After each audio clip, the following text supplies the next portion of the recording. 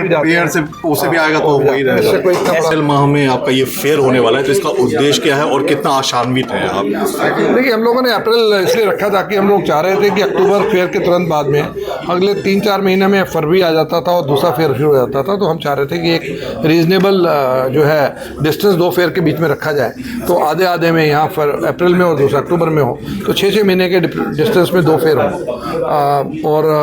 उसी वजह से अप्रैल का महीना चुना गया है। और अभी इस फेयर के बाद में हम एक तुरंत, और फेयर के लास्ट डे में उसके आखिरी 2-3 दिन में हम एक अपना सर्वे भी करेंगे और उसमें देखेंगे कि ये फेयर अप्रैल जो मंथ है उसके हिसाब से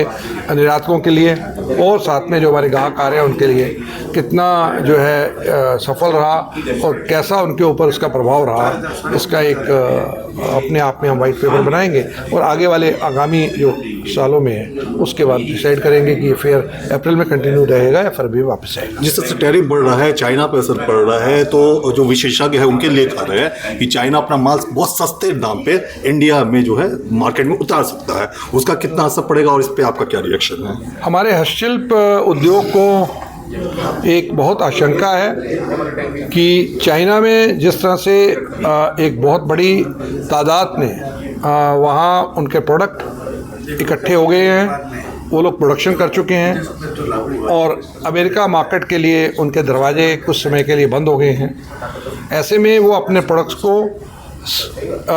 संभावित है कि भारतीय बाज़ार में डंप करेंगे। हम लोग इसलिए विशेष तौर पर हम लोग भारत सरकार से ये आग्रह कर रहे हैं कि भारत सरकार चाइना के ऊपर QCOs लगाए, क्वालिटी कंट्रोल ऑर्डर इशू करे, ताकि वहाँ अपने जो डंप प्रोडक्ट हैं उनको न लाया जाए और उनके जो चाइना के प्रोडक्ट हैं कम्प्लीटली सब स्टैंडर्ड हैं। और हमारे यहाँ जो हमारे देश के 70 लाख आर्टिसंस हैं उनके साथ उनकी रोजी रोटी से हमारे प्रोडक्ट जुड़े हुए हैं। ऐसे में Indian products versus China product के साथ में अगर काम किया जाएगा तो एक तो हाथ की मशीनरी का बना हुआ प्रोडक्ट है और दूसरा मास मर्चेंडाइजिंग प्रोडक्ट है। उसकी रिप्लेसमेंट अगर हमारे बाज़ार में या लोगों के घरों में होती है तो ये हमारे लिए एक बहुत बड़ा हैंडीक्राफ्ट सेक्टर के लिए एक बहुत ही बड़ा आघात होगा और इसलिए हम लोग भारत सरकार को इसके बारे में ख़ास तौर पर अवगत करा रहे हैं।